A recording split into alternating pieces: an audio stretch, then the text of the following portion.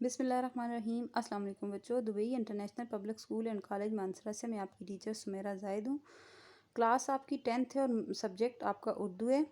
بچوں، ہم نے حصہ نظم آزادی سٹارٹ کی ہوئی ہے، جس میں پہلے لیکچر میں نے آپ کو احسان دانش کا تعارف کرایا تھا کہ احسان دانش کا جو اصل نام ہے وہ احسان الحق ہے اور وہ دانش تخلص کرتے تھے، ٹھیک ہے۔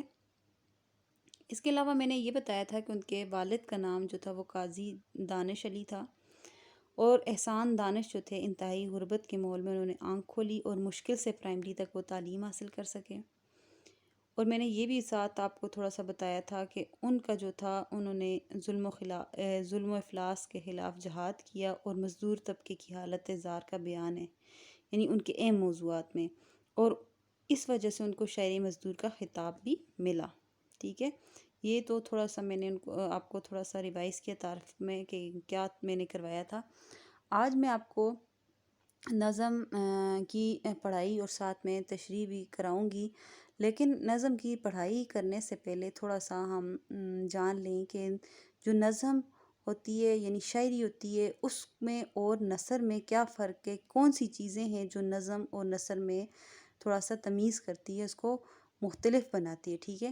تو یہ تھوڑی سی جو کچھ چیزیں ہیں جو آپ کے لیے جاننا ضروری ہے، آپ نے شاید 9th میں بھی پڑھا ہو، لیکن اگر نہیں پڑھا تو آج ہم تھوڑا سا مختصر سے اس کو ریوائز کر لیتے ہیں۔ جی تو بچوں، آج ہم پڑھیں گے علم عروض یعنی اصطلاحات شاعری۔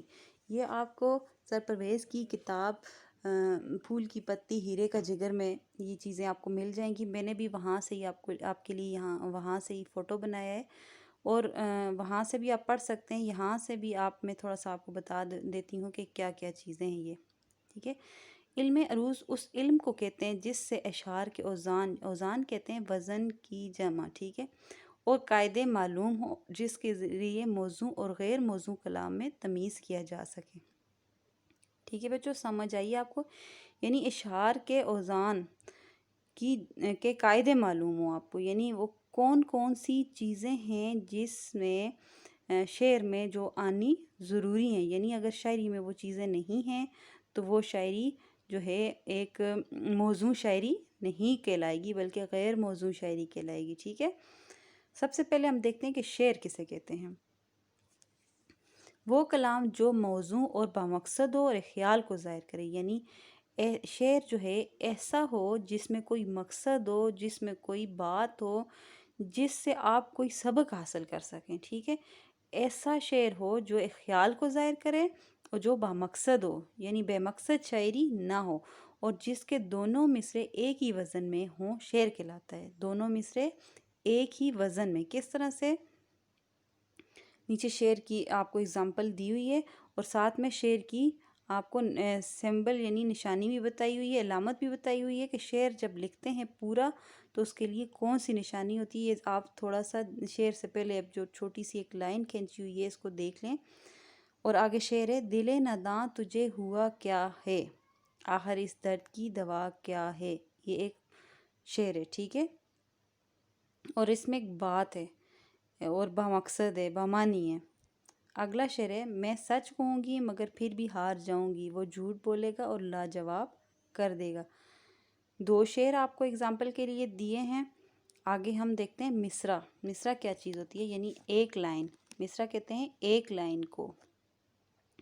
اب اوپر جو شعر ہے مصرع یعنی آدھا یا نصف، ایک کواڑ کو بھی کہتے ہیں۔ کواڑ کہتے ہیں دروازے کا جو ایک پٹ ہوتا ہے، یعنی دو دروازے جب ہوتے ہیں ان کا ایک جو دروازہ ہوتا ہے اس کو کہتے ہیں، ٹھیک ہے۔ شعر کے نصف آدھے حصے کو مصرع کہتے ہیں۔ اس کے لیے علامت ہیں ان کی طرح جو لکھی ہوئی ہے، جیسے دل ناداں تجھے ہوا کیا، یہ ایک مصرع ہے۔ اب دوسرا جب مصرع لکھیں گے تو ایک شعر بنے گا، ٹھیک ہے۔ آگے بچوں آپ کو سمجھ مصرع کی اور شعر کی۔ آگے ہم جاتے ہیں وزن۔ علم عروض کے مطابق دو لفظوں کی حرکت اور سکون کے لحاظ سے برابر ہونے کو وزن کہتے ہیں، یعنی رائمنگ ورڈز جو ہوتے ہیں، ردھم جو ہوتی ہے، مثلا دیوار، دیدار، غدار ایک وزن والے الفاظ ہیں، یعنی ردھم ان کی ایک جیسی ہو جس کو ہم گا کے پڑھ سکیں، یہ ایک وزن ہے۔ آگے ہے بحر۔ بحر کا لفظی مطلب تو ہوتا ہے سمندر یا بڑا دریا، لیکن یہاں پر شعر میں چند متعین الفاظ کے اتار چڑھاؤ اور ترتیب اور تکرار کے پیمانے کو بحر کہتے ہیں، ٹھیک ہے؟ یعنی اتار چڑھاؤ جو ہوتا ہے، ہم جب اس کو گا کے پڑھتے ہیں تو اس میں بحر بنتی ہے، ٹھیک ہے؟ اس میں وزن بنتا ہے، بحر بنتی ہے، یعنی شعر کا ایک مصرع جس مقدار کا ہے دوسرا مصرع بھی اسی قدر کا ہوگا۔ اردو شاعری میں کل 19 بحر ہیں، مثلاً زندگی ہے یا کوئی طوفان ہے، ہم تو اس جینے کے ہاتھوں مر چلے۔ دوسرا شعر ہے، پتا پتا بوٹا بوٹا حال ہمارا جانے ہے، جانے نہ جانے گل ہی نہ جانے باغ تو سارا جانے ہے۔ یہ تو تھی بحر، یعنی کہ کس طرح سے اس کا اتار چڑھاؤ ہمیں اس سے پتہ چلتا ہے، ٹھیک ہے؟ مطلع، اب یہ چیزیں جو ہیں مطلع، مقطع، قافیہ، ردیف یا تخلص، یہ آپ کے لیے انتہائی ضروری ہے، آپ ہر بچے کو آنا چاہیے۔ یہ آپ بار بار، میرے خیال سے آپ 5th سے یا 4th سے یہ والی چیزیں کرتے آئے ہیں، تو اب آپ کو آنی چاہیے، لیکن ہم تھوڑا سا اس کو ریوائز کر لیتے ہیں۔ مطلع کے معنی طلوع ہونا، ابتدا، شاعری کی روح سے۔ غزل یا قصیدے کے پہلے شعر کو مطلع کہتے ہیں، جس کے دونوں مصرے آپس میں ہم قافی اور ہم ردیف ہوتے ہیں۔ البتہ اگر ایک مصرے میں ردیف نہ ہو تو دوسرے میں بھی نہ ہوگا، مثلاً اثر اس کو ذرا نہیں ہوتا، رنج راحت فضا نہیں ہوتا۔ اب یہ شعر کا کسی بھی اس کا مومن خان مومن کی جو غزل ہے یا اس کا یہ پہلا شعر ہے، ٹھیک ہے؟ اس کو مطلع کہتے ہیں، اور اس میں دیکھیں آپ ردیف نہیں ہوتا، نہیں ہوتا، اس کی ردیف ہے۔ مقطع، مقطع کہتے ہیں چھوڑنے کو، ترک کرنے کو یا ختم کرنے کو۔ غزل یا قصیدے کے آخری شعر کو مقطع کہتے ہیں۔ کون سے شعر کو؟ آخری شعر کو مقطع کہتے ہیں، جس میں اکثر اوقات شاعر اپنا تخلص بھی استعمال کرتا ہے۔ بہت کم ایسا بچوں ہوتا ہے کہ شاعر مقطع میں اپنا تخلص استعمال نہیں کرتا، زیادہ تر جو شاعر ہیں وہ تخلص سے استعمال کرتے ہیں، لیکن کبھی کبھار ایسا بھی ہوتا ہے کہ آخری شعر میں شاعر اپنا تخلص استعمال نہیں کرتا ہے۔ سوری۔ اب اگزامپل دیکھیں، تم تکلف کو بھی اخلاص سمجھتے ہو فراز، فراز کے اوپر آپ کو نشان تخلص کا نظر آ رہا ہوگا، ٹھیک ہے؟ یہ اس میں یعنی یہ آخری شعر ہے، فراز کی کسی غزل کا یہ آخری شعر ہے، اور اس نے اپنا یہاں پر تخلص استعمال کیا ہے۔ دوست ہوتا نہیں ہر ہاتھ ملانے والا۔ اب اگلا شعر ہے، کھوئی ہوئی سی رہتی ہے ہر وقت اب حنا، یہ حال ہو گیا ہے تجھے دیکھنے کے بعد۔ اب حنا جو ہے اس نے بھی اپنا تخلص استعمال کیا ہے، تو یہ مقطع ہے، ٹھیک ہے؟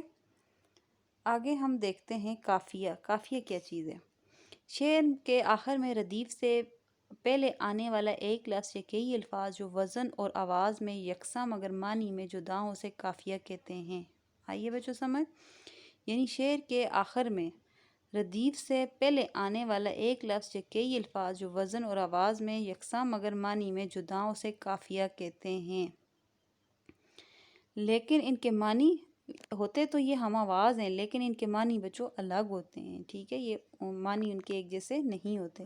اب شعر دیکھیں آپ، ناسکی ان کے لب کی کیا کہیے، پنکھڑی ایک گلاب کی سی ہے، میر ان نیم باز آنکھوں میں ساری مستی شراب کی سی ہے۔ اب ان اشعار میں دیکھیں آپ، گلاب اور شراب جو ہے وہ قافیے ہیں۔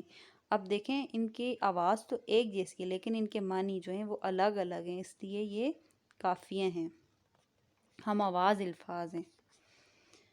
آگے دیکھیں ردیف، شعر کے آخر میں آنے والے ایک لفظ یا کئی الفاظ جو بار بار دہرائے جاتے ہیں، جوں کہ تو ہی، یعنی جیسا ایک ہے وہی ایک ہی لفظ جو الفاظ جو ہیں وہ بار بار دہرائے جاتے ہیں، تو ان کو کیا کہتے ہیں؟ ردیف کہتے ہیں۔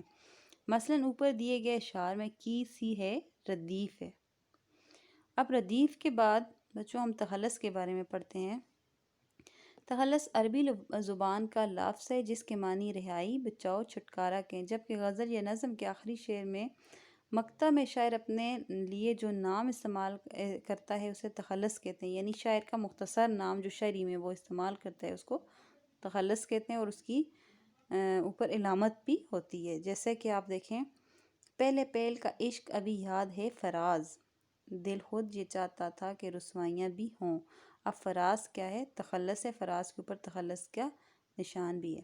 یہ تو تھے بچوں آپ کا علم عروض کے بارے میں تھوڑا سا تعارف، یقیناً آپ کو پہلے سے آتا تھا، اگر نہیں بھی آتا تھا تو آپ نے اس کو دوبارہ سے ریوائز کر لیا، آپ کو آ گیا۔ اب ہم سٹارٹ کرتے ہیں नज़म के अल्फाज मानी कि नज़म में कौन कौन से मुश्किल अल्फाज हैं। सबसे आज़ादी ये नज़म है, ये मैंने आपकी फरहंग में से लिया हुआ है, उसी पेज का मैंने फ़ोटो बनाया हुआ है, वहाँ से ही मैं आपको करवा रही हूँ। तो सबसे पहला लफ्ज़ है अक्साए आलम, यानी दुनिया में दूर दूर तक। ईसार, ईसार कहते हैं कुर्बानी को, किसी के लिए अपनी ख्वाहिशात को छोड़ देना, तर्क करना, ईसार कहते हैं। तहकीर कहते हैं हकीर को, कम हैसियत को, ठीक है। और तहैयर है हैरत, तहैयर कैसे कहते हैं, हैरत को कहते हैं। तनकीद, परखना, अच्छा या बुरा जानना, किसी चीज़ की अच्छाइयाँ या बुराइयाँ करना, बयान करना।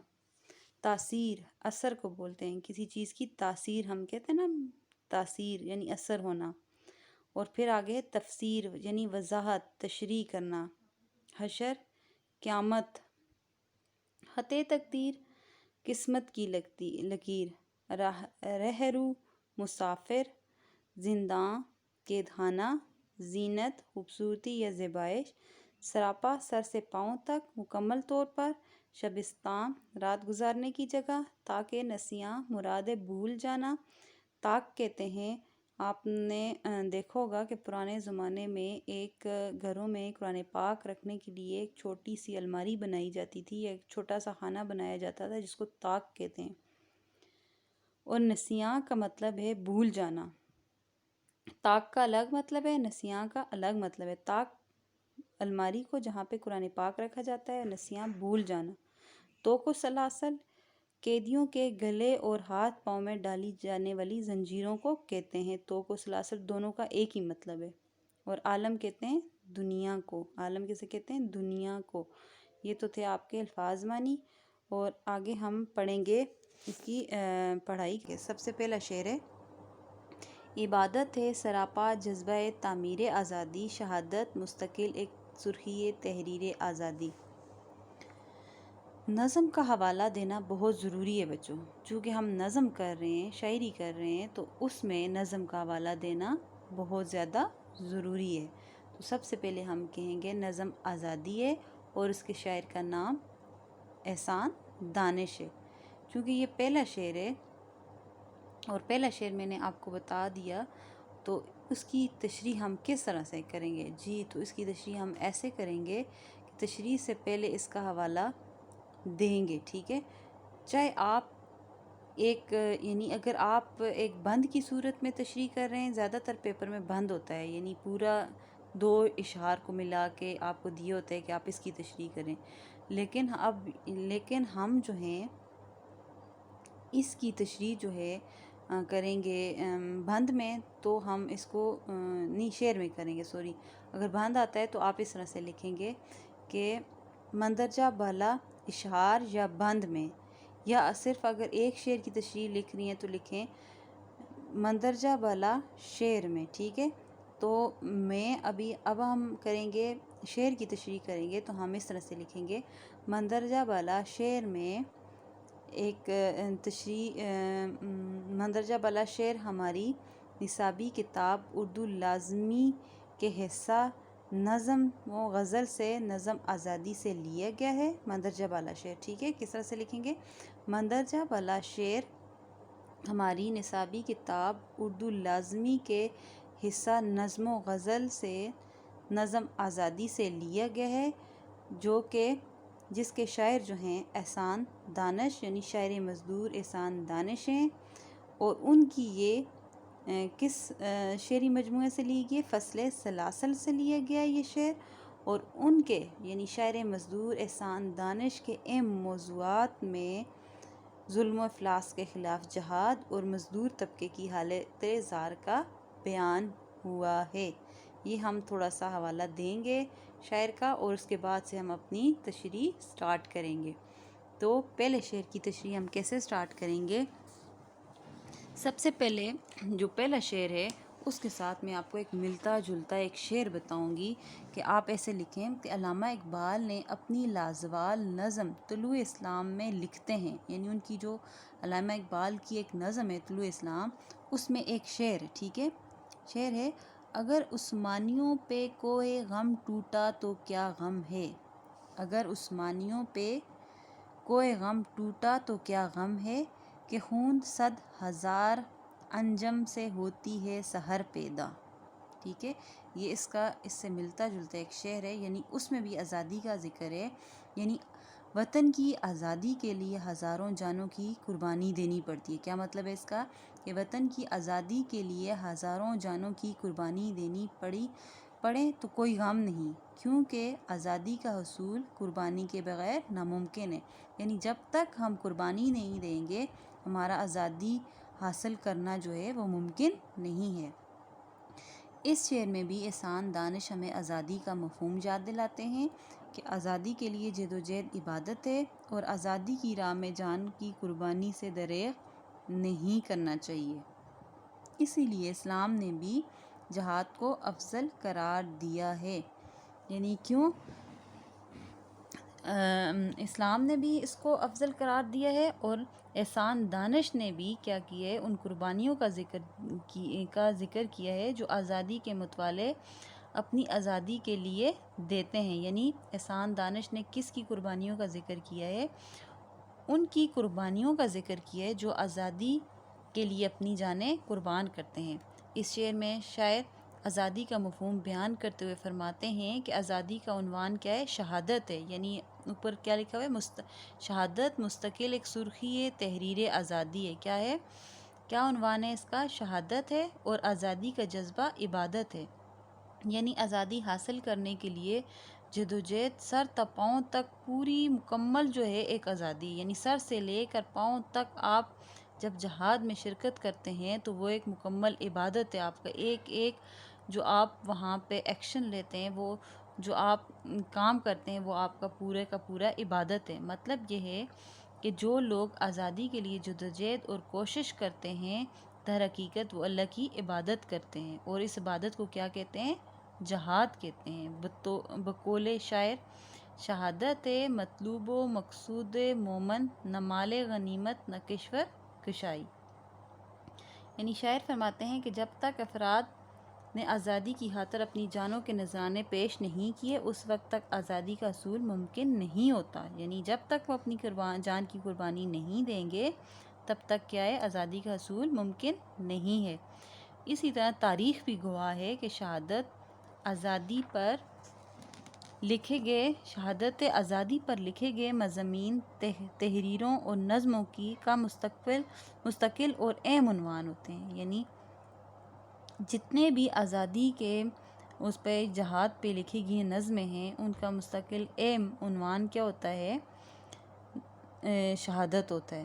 دراصل مطلب یہ ہے کہ بغیر شہادت و قربانی کے آزادی کا تصور ناممکن ہے۔ یعنی بغیر کوئی قربانی دیے ہم آزادی کا کوئی تصور ہی نہیں کر سکتے۔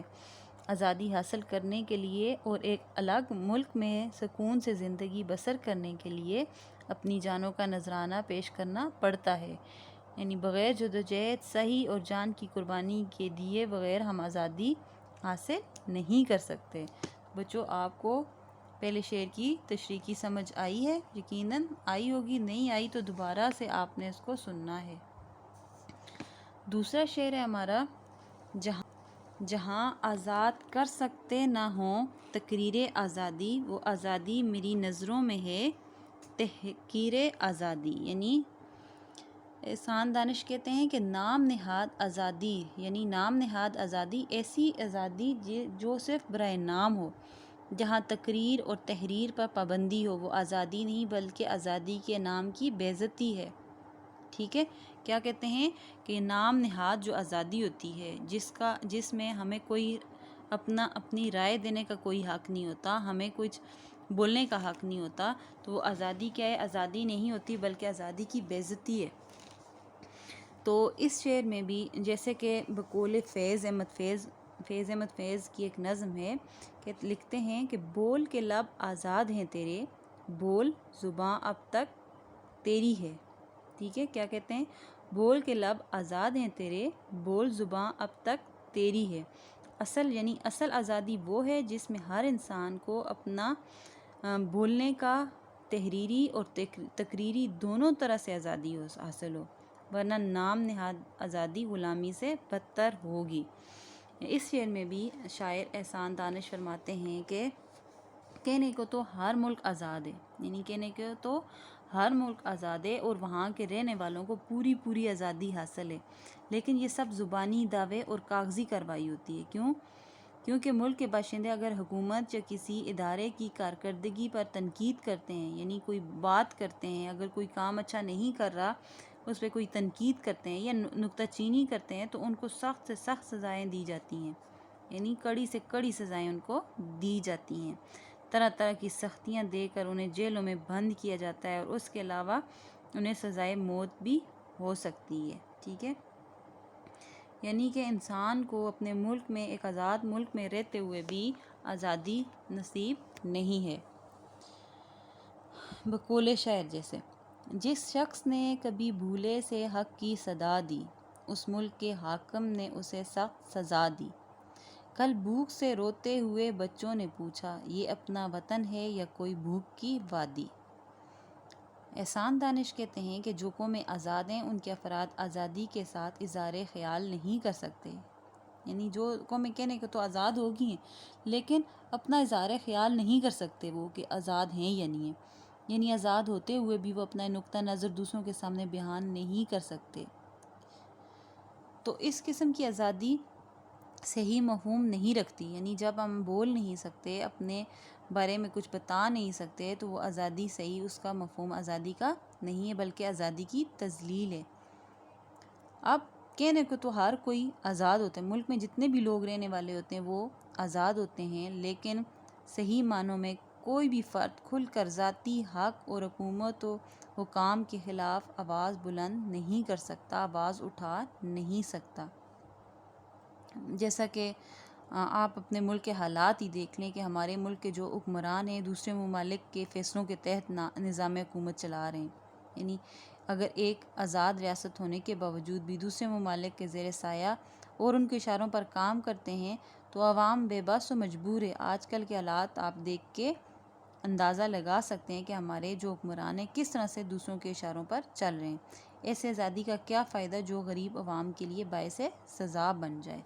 یہ تو تھی دوسرے شعر کی تشریح۔ آگے تیسرا شعر ہے: فضائیں کر رہی ہیں ذوق ایثار و عمل پیدا، لہو میں دوڑتا ہے شعلہ تاثیر آزادی۔ اب یہاں پر احسان دانش کی یہ نظم بعنوان آزادی جو ہے تقسیم آزادی سے پہلے کی لکھی ہوئی ہے، ٹھیک ہے، جب ہندوستان کے مسلمان جو تھے قائد اعظم کی سربراہی میں آزادی حاصل کرنے کی سرتوڑ کوششوں میں مصروف تھے، تو شاعر نے اسی جذبے کو سراہتے ہوئے کہا ہے کہ اب ہم میں قربانی اور جذبہ عشق کی کمی نہیں رہی۔ ٹھیک ہے، کیا لکھتے ہیں؟ فضائیں کر رہی ہیں ذوق ایثار و عمل پیدا، لہو میں دوڑتا ہے شعلہ تاثیر آزادی۔ مطلب اس کا یہ ہے کہ اب ہم میں قربانی اور جذبہ عشق کی کمی نہیں رہی، یہی جوش جنون ہمیں آزادی کی منزل کے قریب تک لا رہا ہے۔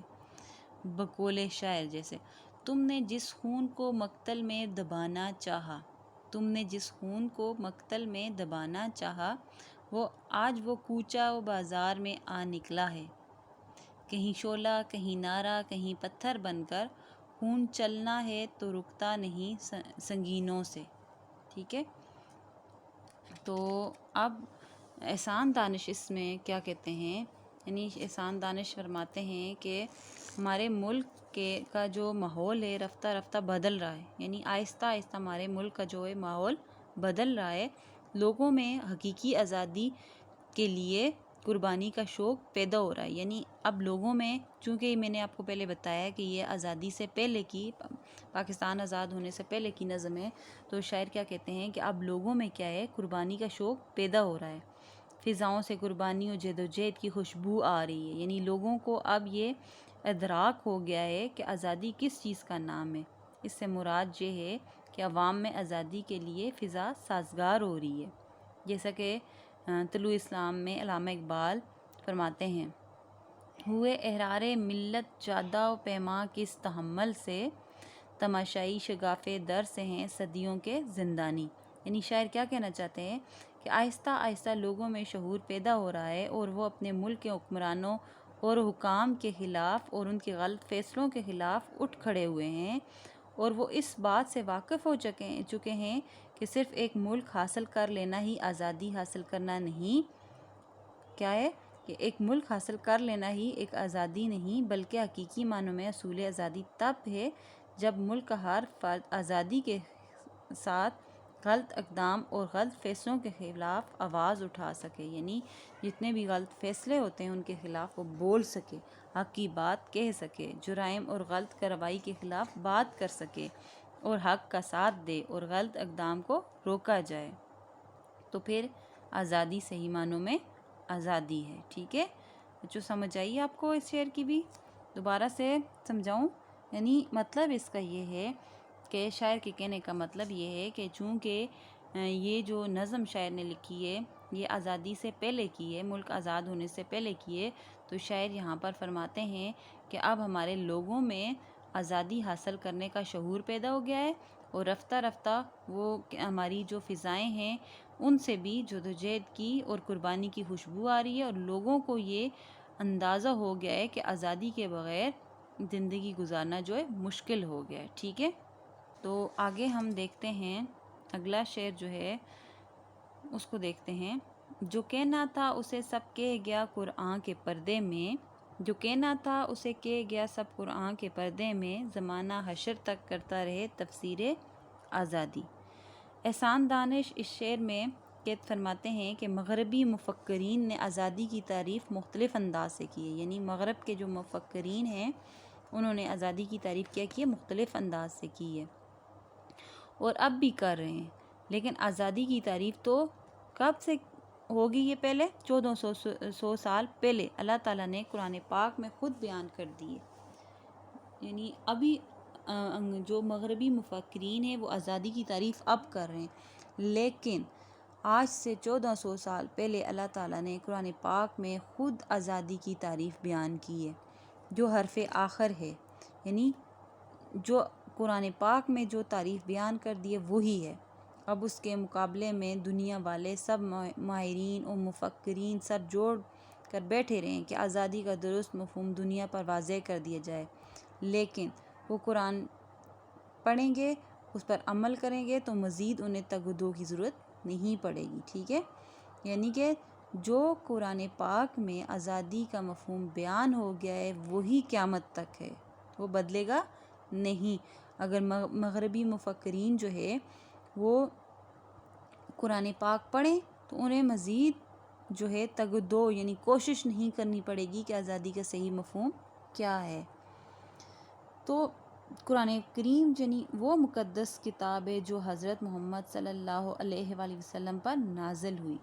قرآن کریم ایک مکمل ضابطہ حیات ہے جس میں انسان کی پیدائش سے لے کر موت تک کے تمام اہم مسائل کا ذکر کر دیا ہے۔ قرآن کریم میں ارشاد ہوتا ہے، یعنی اللہ تعالیٰ نے خود قرآن کریم میں ارشاد فرمایا ہے ذالک الکتاب لا ریب فیہ، یعنی یہ وہ کتاب ہے جس میں کوئی شک نہیں ہے۔ کون سی کتاب ہے یہ؟ وہ کتاب ہے جس میں کوئی شک نہیں ہے۔ اب بقول شاعر جیسے شاعر کہتے ہیں مجھ کو بھی پڑھ کتاب ہوں مضمون خاص ہوں، تیرے لیے مکمل ایک ضابطۂ حیات ہوں۔ یہ بھی قرآن پاک سے متعلق ہے، یعنی قرآن کریم میں اللہ تعالیٰ جو ہیں تمام باریک سے باریک مسائل کے بارے میں ارشاد فرما رہے ہیں۔ ٹھیک ہے، حتیٰ کہ معاشرے کے ہر طبقے کے حقوق اور آزادی کا بیان موجود ہے۔ آزادی کسے کہتے ہیں؟ اس کے لیے مطالعہ قرآن ضروری ہے، یعنی دنیا کے لوگ جو ہیں قیامت تک آزادی کے لیے اپنے نظریات پیش کرتے رہیں گے اور تفسیر و تشریح کرتے رہیں گے، لیکن جو نقطۂ نظر اسلام نے دیا ہے اس کے مقابلے میں کوئی وضاحت قبول نہیں ہوگی۔ ٹھیک ہے، اگلا شعر ہے لہو برسا بہے آنسو لٹے رہرو کٹے رشتے، ابھی تک نامکمل ہے مگر تعمیر آزادی۔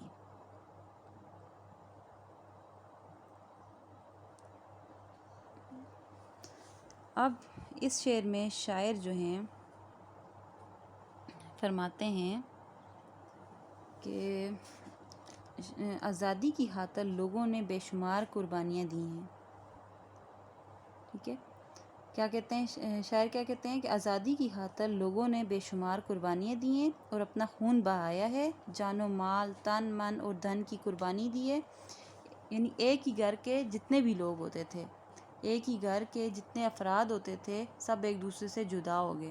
ماؤں نے اپنے بیٹوں کی قربانی دی، بیویوں نے اپنے شوہروں کی قربانی دی، بہنوں نے اپنے بھائیوں کے نذرانے پیش کیے، ترک وطن کرنے والے مہاجرین اور مسافروں کے قافلے لوٹے گئے۔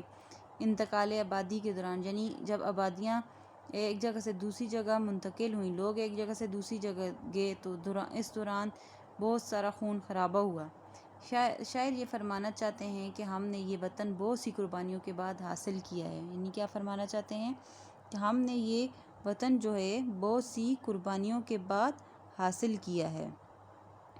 تو ہمارے بزرگوں نے اپنی جانوں کے نذرانے پیش کیے، تب جا کر غلامی کی زندگی سے چھٹکارا ملا اور ایک آزاد مملکت وجود میں آئی۔ یعنی کس طرح سے اقبال فرماتے ہیں، غلامی میں ناکام آتی ہیں نہ شمشیریں نہ تدبیریں، جو ہو ذوق یقین پیدا تو کٹ جاتی ہیں زنجیریں۔ یعنی کہ اگر انسان جو ہے غلامی میں ایک یقین ہو تو یہ شمشیریں اور تدبیریں کام نہیں آتی، بلکہ اگر انسان کے اندر ایک یقین ہو، ایک جہاد کا جذبہ ہو، تو تمام غلامی کی زنجیریں جو ہیں وہ کٹ جاتی ہیں۔ لیکن افسوس سے یہ کہنا پڑتا ہے کہ جس آزادی کو حاصل کرنے کے لیے ہمارے بزرگوں نے اپنی جانوں کے نذرانے پیش کیے، اتنی قربانیاں دیں ایک الگ وطن حاصل کرنے کے لیے، تاکہ بعد کی نسل آرام و سکون اور خوشحالی سے زمانہ دیکھیں، لیکن ایسا نہ ہوا۔ ہماری غریب عوام تنگ دستی، غربت، بے روزگاری جیسے سنگین مسائل کا شکار ہے اور حق کے لیے آواز بلند نہیں کر سکتی۔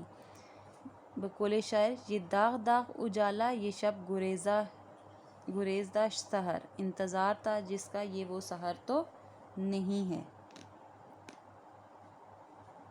آگے شاعر فرماتے ہیں کہ اس شعر میں ویسے اگر ہم مجموعی طور پر جائزہ لیں تو اس شعر میں آزادی کے حصول کے لیے ہندوستان کے مسلمانوں کی بے مثال قربانیوں کا ذکر کیا ہے، ٹھیک ہے۔ کتنے ہی خون کے دریا عبور کرنے پڑے، کتنے عزیزوں سے ہاتھ دھونا پڑا، کتنی ماؤں کی کوکھ اجڑی، کتنی بیویوں کا سہاگ اجڑا، کتنے بھائیوں کی عصمتوں کی حفاظت کرتے ہوئے خون میں نہا گئے، مگر ابھی تک ہمیں مکمل آزادی پھر بھی حاصل نہ ہو سکی۔ ہم آج بھی غیروں کے آگے ہاتھ پھیلائے ہوئے ہیں۔ یعنی بقول شاعر میں نے ابھی آپ کو بتایا کہ یہ داغ داغ اجالا، یہ شب گریزہ سحر، وہ انتظار تھا جس کا یہ وہ سحر تو نہیں ہے۔ اگلا شعر ہے، اس شعر کی تشریح ہوگی۔ نیکسٹ شعر جو ہے وہ ہے تہجب ہے، غلامی کے شبستانوں کی زینت ہے، کھینچی ہے جو ہمارے خون سے تصویر آزادی۔ اس شعر میں شاعر افسوس کے ساتھ کہہ رہے ہیں، ٹھیک ہے، افسوس کے ساتھ کہتے ہیں کہ بڑے افسوس اور حیرت کی بات ہے کہ جس ملک کو ہمارے بزرگوں نے جان و مال کی قربانیاں دینے کے بعد حاصل کیا، صحیح معنوں میں پھر بھی آزاد نہ ہو سکا۔ یعنی ہم دین اسلام کے اصولوں کے تحت زندگی گزار سکیں۔ یعنی آزادی کیا ہوتی کہ ہم دین اسلام کے اصولوں کے تحت زندگی گزار سکتے، باطل کے خلاف آواز بلند کر سکتے، ہمارے حکمران نظریہ پاکستان اور اصول اسلام کے مطابق قانون کا نفاذ کر سکتے، لیکن ایسا نہیں ہوا۔ ہمارے ملک کے حکمران امریکہ جیسے طاقتور ملکوں کے بغیر کوئی منصوبہ بندی نہیں کر سکتے، ٹھیک ہے۔ اسی لیے ہمیں مخلص قیادت کبھی نصیب نہیں ہوئی۔ ہمارے حکمران اپنی ذاتی مفاد کے لیے ملکی قومی مفاد کو پس پشت ڈال چکے ہیں، ٹھیک ہے۔ شاعر حیرت کا اظہار کرتے ہیں کہ ہمارے یہ بدنصیبی ہے، یعنی تہجب، یہاں پر کیا کہتے ہیں، تہجب ہے، غلامی کے شبستانوں کی زینت ہے۔ یہاں پر کیا کرتے ہیں شاعر، حیرت کا اظہار کر رہے ہیں۔ کس کا اظہار کریں؟ حیرت کا۔ تو کیا کہتے ہیں کہ ہماری بدنصیبی ہے کہ آزاد ریاست رکھنے کے باوجود ہم آزاد نہیں ہیں، کہ ہم آزاد ریاست تو ہمارے پاس ہے لیکن ہم آزاد نہیں ہیں۔ ہمارے حکمران دوسرے ممالک کے زیر سایہ ملکی انتظامات چلاتے ہیں، یعنی اپنے ان کے کوئی فیصلے نہیں ہوتے، اپنی کوئی ان کے کچھ نہیں ہوتا، بلکہ وہ جتنے بھی ملکی انتظامات چلا رہے ہیں وہ دوسرے ممالک کے زیر سایہ چلا رہے ہیں، گو کہ وہ عوام کے لیے نقصان دہ ہی کیوں نہ ہو۔ افسوس ہے کہ ہم لوگ صرف ظاہری طور پر آزاد ہیں، باطنی طور پر ہم اب بھی دوسرے ممالک کی قید میں ہیں۔ باطنی طور پر کس کی قید میں؟ دوسرے لوگوں کی قید میں ہیں ہم۔ آگے جو ہے شاعر اس کا شعر کیسے کہتے ہیں، شعر کا جواب شعر سے کیسے دیا انہوں نے کہ روپیہ راج کرے آدمی بن جائے غلام، روپیہ راج کرے آدمی بن جائے غلام، ایسی تہذیب تو تہذیب کی رسوائی ہے۔ کیا ہے؟ ایسی تہذیب تو تہذیب کی رسوائی ہے۔ پھر ایک اور شعر میں آپ کو بتاتی ہوں، جو اپنے ذاتی مفاد میں ہے متغرق سمجھ سکیں گے کہاں وہ مقام آزادی۔ اب آگے جو ہے اگلا شعر میں کرتی ہوں تشریح۔ تحیر ہے کتاب اللہ زیب تاکہ نسیاں ہے، تعجب ہے کوئی کرتا نہیں تفسیر آزادی۔ یہاں پر بھی شاعر جو ہیں وہ حیرت کا اظہار کر رہے ہیں، ٹھیک ہے، یہاں پر بھی شاعر کیا کرتے ہیں؟ حیرت اور افسوس کا اظہار کر رہے ہیں۔ کس کا اظہار کر رہے ہیں؟ افسوس کا اظہار کرتے ہوئے کہتے ہیں کہ جب مسلمانوں نے کتاب اللہ یعنی قرآن مجید کو طاقوں میں رکھ دیا ہے اور اس کو بھلا دیا ہے، یعنی کس طرح سے؟ یعنی ہم مسلمان ہیں، ہر گھر میں قرآن پاک ہے، لیکن ہم جو ہیں برائے نام مسلمان ہیں، ٹھیک ہے، ہم نے کیا کر دیا ہے؟ قرآن پاک کو جو ایک مقدس ہم نے کتاب سمجھ کر اس کو کیا کر دیا ہے؟ طاقوں میں رکھ دیے، یعنی طاق میں نے آپ کو بتایا تھا کہ اونچی جگہ جہاں پر قرآن پاک رکھا جاتا ہے، تو مسلمانوں نے کیا کر دیا؟ اپنی کتاب یعنی قرآن پاک کو طاقوں میں رکھ کر بھلا دیا ہے۔ پھر وہ آزادی کی تفسیر و تشریح کیسے کر سکیں گے؟ یعنی ان کو پتہ ہی نہیں ہے، انہوں نے قرآن پاک کو پڑھا ہی نہیں ہے، اس کا ترجمہ نہیں کیا، اس کی تشریح نہیں کی، اس کی تفسیر نہیں کی، تو ان کو اپنی زندگی گزارنے کے جو اس میں احکامات ہیں وہ نہیں جان سکے، تو پھر وہ کیسے آزادی کی جو کیسے حفاظت کریں گے؟ یعنی جب مسلمان شریعت کی سے منہ موڑ لیں گے، یعنی شریعت سے ہی منہ موڑ لیں گے، تو قرآن پاک جو مکمل ضابطہ حیات بھی ہے اس کو بھلا دیں گے، پھر غلامی کی زنجیروں میں جکڑے جائیں، تو اس پر کوئی تعجب نہیں ہونا چاہیے، یعنی اس پر کوئی تعجب نہیں، حیرت نہیں ہونی چاہیے کہ ظاہر ہے انہوں نے خود اپنے ہاتھوں سے اپنے پاؤں پر کلہاڑی ماری ہے۔ بقول شاعر، کہنے کو ہر ایک شخص مسلمان ہے لیکن، کہنے کو ہر ایک شخص مسلمان ہے لیکن دیکھو تو کہیں نام کو کردار نہیں ہے، دیکھو تو کہیں نام کا کردار نہیں ہے۔ اب اس شعر میں شاعر نے بار بار اسی بات کا رونا روتے ہیں کہ ہمیں مخلص قیادت نصیب نہیں ہوئی، ہم دھوکے اور فریب کے جال میں زندگی بسر کر رہے ہیں، ہم پر ایک آزاد باشندے کا لیبل لگا دیا ہے، مگر حقیقی طور پر ہم تو قیدی ہیں جو اپنی مرضی سے حق بات کا پرچار نہیں کر سکتے اور نہ ہی ظلم کے خلاف آواز اٹھا سکتے ہیں، ٹھیک ہے۔ آگے ہے، ابھی تو کو سلاسل میں ہیں آزادی کے دیوانے، مگر زنداں کے دروازے پہ ہے تصویر آزادی۔ احسان دانش کہتے ہیں کہ آزادی کے متوالوں کو زندانوں اور زنجیروں سے ڈرایا نہیں جا سکتا، یعنی کیا ہے کہ آزادی کے جو متوالے ہوتے ہیں ان کو ہم زندانوں سے یعنی ان کو زنجیروں سے نہیں ڈرا سکتے۔ جس کے اندر جذبہ جہاد ہوگا وہ اس سے سرشار ہوگا، اس دیوانے کی طرح ہوگا جو قید و بند کی صحبتوں سے نہیں ڈرتے، یعنی قید و بند یعنی قید کی جو زندگی ہوتی ہے اس میں کیا ہی مشکلات ہوتی ہیں، تو کہتے ہیں کہ جو آزادی کے متوالے ہوتے ہیں وہ ان مصیبتوں سے مشکلات سے نہیں گھبراتے۔ شاعر کہتے ہیں کہ قیدیوں کی طرح ہمارے گلے میں غلامی کے طوق اور ہاتھوں پاؤں میں زنجیریں پڑی ہوئی ہیں، ہم اصل آزادی سے محروم ہیں، ہمارے ملک کی مثال ایک ایسی قید خانے کی ہے جس پر دوسرے طاقتور ممالک کا تسلط ہے، یعنی قبضہ ہے، بس ایک کاغذی کارروائی ہے، اور آزادی کی مہر لگی ہوئی ہے کہ ہم ایک آزاد ملک میں رہ رہے ہیں اور خود مختار ریاست کے باشندے ہیں، لیکن حقیقت کیا ہے کہ ہمارے حکمران دوسرے ممالک مثلا امریکہ کے حکم کے تابع ہیں۔ عوام کو دھوکہ دیا جا رہا ہے کہ انہیں ہر قسم کی آزادی ہے، لیکن آزادی انہیں حاصل نہیں ہے۔ لیکن جو آزادی کے متوالے ہیں وہ کسی چیز سے نہیں ڈرتے۔ اب فیض احمد فیض نے کیا خوب کہا ہے کہ اب ٹوٹ گئیں زنجیریں، اب زندانوں کی ہیر نہیں، جو دریا جھوم کے الٹے ہیں تنکوں سے نہ ٹالے جائیں گے۔ یعنی کیا خوب انہوں نے کہا ہے کہ جو دریا جھوم کے الٹے ہیں تنکوں سے نہ ٹالے جائیں گے۔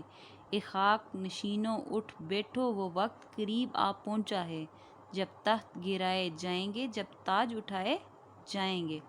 یعنی اگر آزادی کے دیوانے اس وقت زندان میں زنجیروں میں جکڑے ہوئے ہیں، مگر زندان جیل کے دروازے پر انہیں آزادی کی واضح تصویر نظر آ رہی ہے۔ یعنی آزادی حاصل کرنا بس اب کچھ ہی دنوں کی بات ہے۔ آخری شعر ہے، تڑپ کر بزم میں چلے آئے ہیں دانش، تڑپ کر بزم میں چلے آئے ہیں تڑپ کر بزم میں دانش چلے آئے ہیں پروانے، اندھیروں سے مگر پھوٹی نہیں تنویر آزادی۔ پروانہ شمع کا دیوانہ ہوتا ہے، ٹھیک ہے؟ جب شمع جلتی ہے اور اپنے گرد روشنی بکھیرتی ہے تو پروانے بے چین ہو کر اس پر جل مرنے کے لیے آ جاتے ہیں۔ احسان دانش یہ فرمانا چاہتے ہیں کہ آزادی کے جو پروانے یعنی ہمارے اسلاف نے اپنے مال جائیداد اور رشتوں کی جو قربانیاں دی ہیں، تو کیا ہے کہ انہوں نے جو جتنی بھی قربانیاں دی ہیں اور آزادی کے شوق میں پاکستان چلے آئے۔ بظاہر تو پاکستان آزاد ملک ہے، لیکن ابھی تک یہاں عوام کے لیے آزادی کا سورج طلوع نہیں ہوا۔ یہاں تو مفلس و غریب عوام کے لیے اندھیرا ہی اندھیرا ہے۔ اب یہاں پر کیا کہنا چاہتے ہیں شاعر کہ پروانے نے ہمیشہ روشنی کا رخ کیا ہے، شمع کی طرف اس لیے بڑھتے ہیں کہ اندھیروں میں انہیں روشنی کی کرن نظر آتی ہے۔ کہتے ہیں پھر کیا ہوتا ہے کہ اس سجائی ہوئی بزم میں اگرچہ روشنی کی کرنیں نہیں پھوٹی، مگر آزادی کے جو پروانے ہوتے ہیں آزادی کی جوت جگائے چلے آ رہے ہیں۔ یعنی دانش کہنا چاہتے ہیں غلامی میں آزادی کے نغمے صرف وہی گاتا ہے جس کی دھن پر آزادی کے متوالے جو ہیں جوش اور جذبے سے اس کی طرف بڑھتے چلے آتے ہیں، ٹھیک ہے؟ تو یہاں پر احسان دانش نے موجودہ حالات کے پیش نظر یہ کہنا چاہتے ہیں کہ ہماری آزادی صرف برائے نام آزادی ہے، ہماری عوام صحیح معنوں میں آزادی حاصل کرنا چاہتی ہے اور اس مقصد کے لیے اپنی جانیں بھی قربان کرنے کے لیے تیار ہیں۔ ایسے اندھیرے سے نکلنا چاہتی ہے جہاں امید کی کوئی روشنی ہی نہ ہو، مگر افسوس اور دکھ اس بات کا ہے کہ ایسا پلیٹ فارم نہیں جو ان کو پرخلوص حکمران میسر کر سکے، ایسے پرخلوص قیادت نصیب ہو جس سے یہ ان مایوسی اور بے بسی کے اندھیروں سے نکلیں اور حقیقی معنوں میں آزاد مملکت تصور کیے جائیں، ٹھیک ہے؟ یعنی اب شعر جو ہے اس کا شعر میں ایسے کہیں کہ ہر ایک گھر میں مسرت کا جشن برپا ہو، ہر ایک گھر میں مسرت کا جشن برپا ہو، ہر ایک کوچے میں پہنچے پیام آزادی۔ اور ایک اور شعر ہے، یہ ہنگامہ وداع ہے اے ظلمت کے فرزندو، یہ ہنگامہ وداع ہے اے ظلمت کے فرزندو، سحر کے دوش پر گلنار پرچم ہم بھی دیکھیں گے، کہاں تک ہے تمہارے ظلم میں دم ہم بھی دیکھیں گے، جبیں کج کلائی خاک پر پرخم ہم بھی دیکھیں گے۔ تو یہ تھی بچوں آپ کی نظم آزادی کی تشریح، امید ہے آپ کو اس کی سمجھ آئی ہوگی۔ تو آپ کا ہوم ورک یہ ہے کہ آپ نے اس لیکچر کو سن کر اس کی نظم کو اپنے الفاظ میں لکھنا ہے، اور جو میں نے طریقہ بتایا ہے اس طریقے پہ ایک جو شعر ہے ایک بند کی تشریح اس سٹائل پہ کریں، اور باقی جو ہے آپ ایسے ہی تشریح کرتے جائیں خود سے، یعنی اس کو لیکچر کو سن کے خود اپنے الفاظ میں